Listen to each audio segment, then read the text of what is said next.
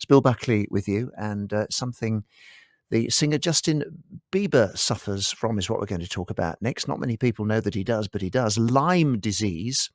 It's a bacterial infection that's spread to humans by infected ticks. It can be treated effectively if spotted early, but it isn't always spotted early. Demetrios Loukas was a primary teacher on a school trip to an Oxfordshire farm when he was bitten. The infection went undiagnosed and untreated, therefore, for 7 years, eventually working its way to his heart and brain. He's since been campaigning to raise awareness and using music to cope with his condition.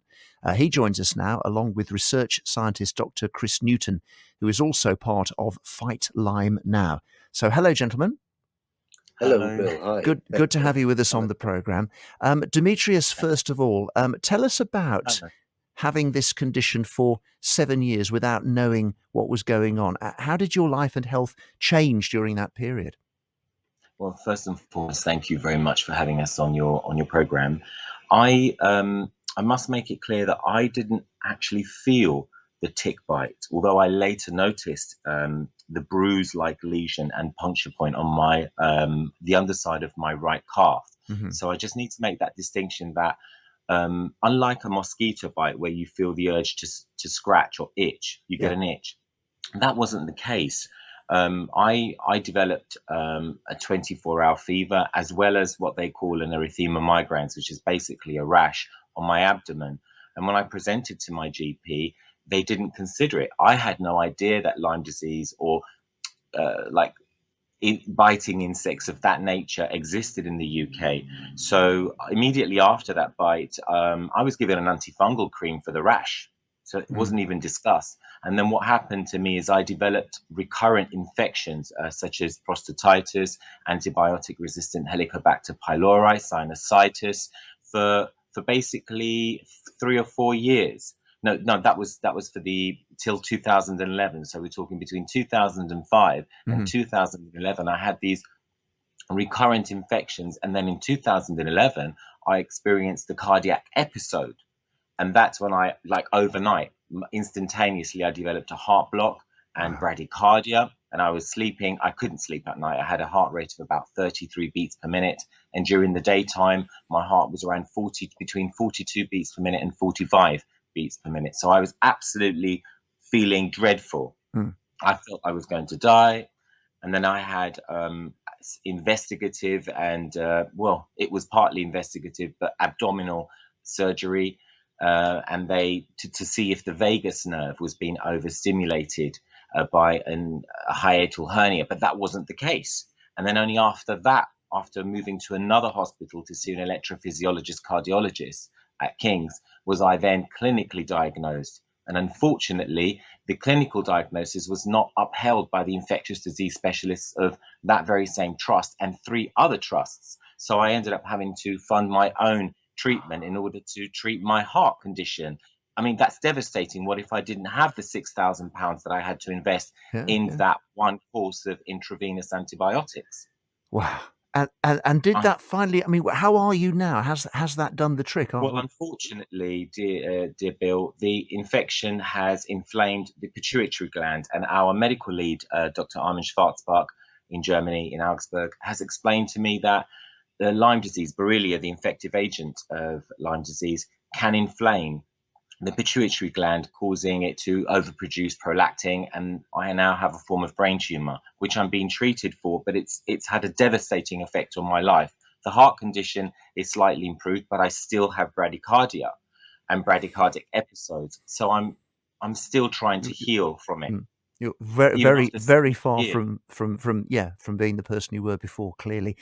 Chris, how common are stories like this? Please tell me this is a really extreme example of things going wrong with the missing of diagnosis of Lyme's. I wish I could, but it's not. Gosh. The problem, you're absolutely right when your introduction, that the biggest problem is the diagnosis.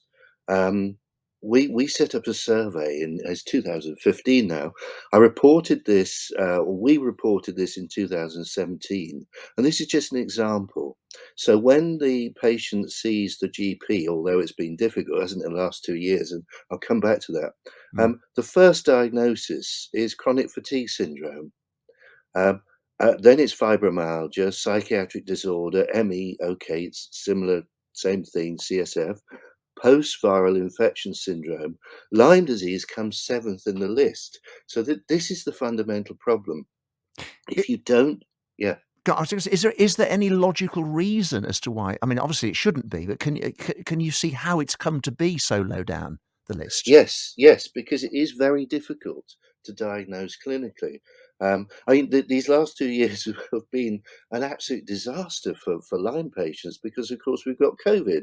So any symptoms that are Lyme cross over with COVID. So you've got the chills, the muscle aches, the joint aches. It's Lyme, and so many conditions present with similar symptoms. And then you've got the problem of testing.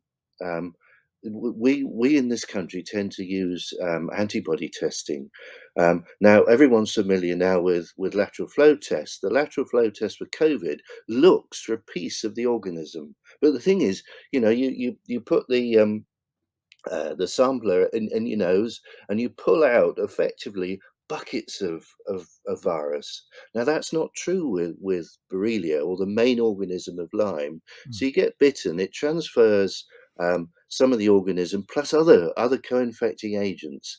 Now that you're then looking for an antibody response, which is the opposite to what you're doing with the lateral flow for COVID, and that takes 2 weeks or more to develop. Right. So During which no, carry on. No, please carry on. during which time the Lyme organism can disappear off to other parts of the body. So it's 3 weeks probably at the outside that you might get a positive test. Then the tests are not that sensitive in themselves. The lateral flow test for COVID, it doesn't have to be that sensitive because there's a lot of the organism. Yeah, That's I not understand the true. distinction. Yeah, Yeah. But that's not true for Lyme. does that mean we should cut slack then for doctors who miss it? Um, Possibly, but the other thing is we've tried to do this, but it's got lost within COVID, is to set up a proper education sort of system for, in fact, all For medics or for all of infectious, us? not all of us, but certainly for the medics, certainly Right. for the GPs.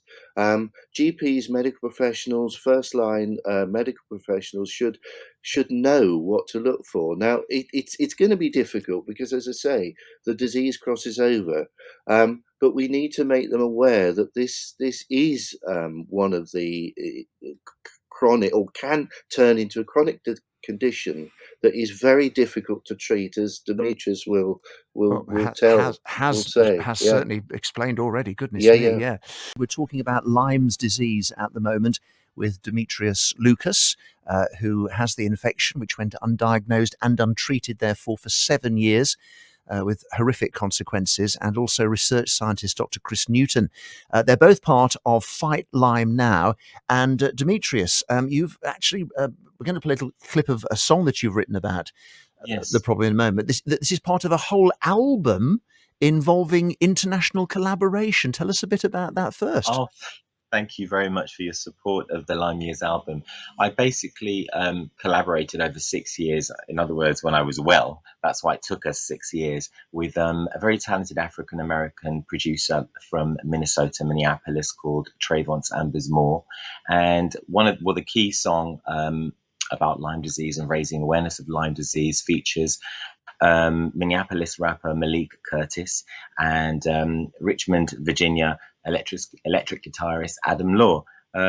It's very strange to have a song about an illness as serious as this, but Trayvon and Malik and Adam input their creativity and made it as interesting Okay, as well, possible, let's hear a little bit of it. Disease, the great imitator, undiagnosed, nobody knows. The pain goes all through your mind. Keep your head up and reach for the sky. The struggle's real, but stay close to God. To get through life, you must defeat the odds. Wake up, open up your eyes. Let's get the cure and let's change lives. Through life, so don't give in.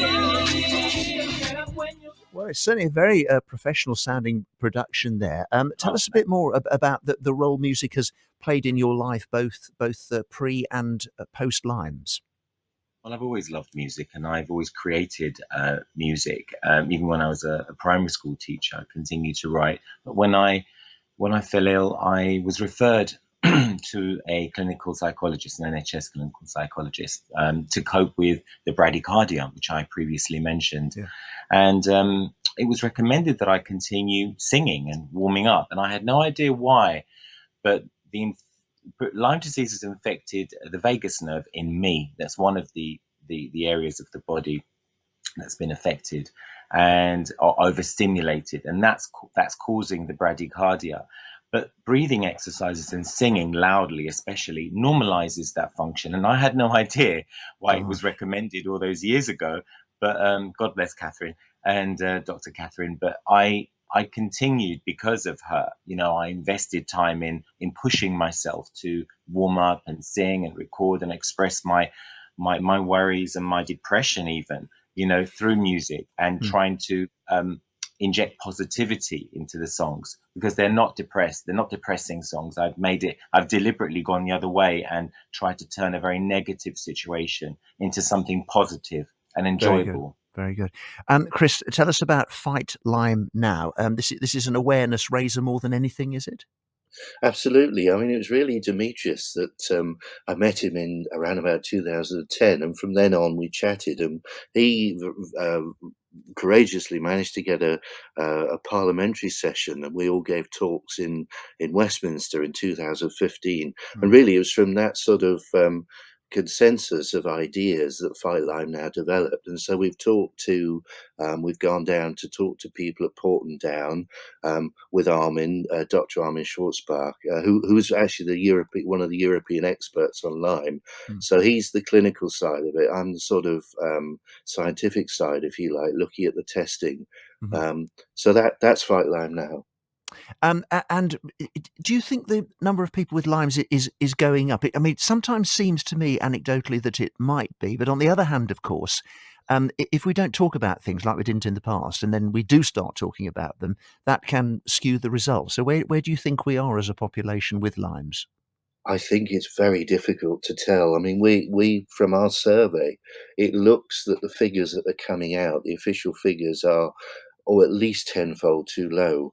Um, Gosh. Now, over the last 2 years, as I say, it's been an absolute disaster for true Lyme patients because, of course, all the diagnosis is COVID. Mm. If you can get to see, well, you won't get to see a GP, or you wouldn't have done, but even on the telephone, trying to sort of give a proper description of symptoms without somebody looking at you. But even, when you look at Lyme patients early on that might not seem anything particularly wrong, um, but as I say, if those early symptoms aren't caught, Mm. and if they're not treated with long enough antibiotics, this is the other thing. There's a tendency in this country to treat for 2 or 3 weeks. It's not long enough with antibiotics. You need at least 6 weeks, if not longer. And that's the critical aspect. So it's the diagnosis and it's the length of treatment Right. that's so important. You better just tell us in conclusion where we read more about this and perhaps join your campaign. Where do we find Fight Lyme Now? It's a Facebook page. I mean, Demetrius is the manager of this. Oh, right. Okay. So your Facebook page, Yes, then, Demetrius, called Fight Lyme Well, Now. Now, obviously. we have our Facebook page, and we also have a Twitter page. But I must add that the meeting that we attended on the 16th of June, that was Dr. Schwarzbach, Dr. Newton, and myself at Porton Down with Dr. Tim Brooks, Clinical Service Director, was very important, because that's where he acknowledged that the test was not totally reliable, and that's why people are falling through the net. And people like myself who get clinically diagnosed by an NHS consultant, in my case a cardiologist, fall through the net and are denied treatment because the current tests are not totally reliable. And that's what Dr. Brooks, the Okay. chief clinical services director, admitted to us. I'm sure Dr. Newton would elaborate on that So, well, quickly. no time for that now, I'm afraid, but we can also find the campaign via LymeDiseaseUK.com. Thank you both so much for talking to us. Very interesting and quite scary. Weather, sport, and travel on the way after Galantis, David Guetta.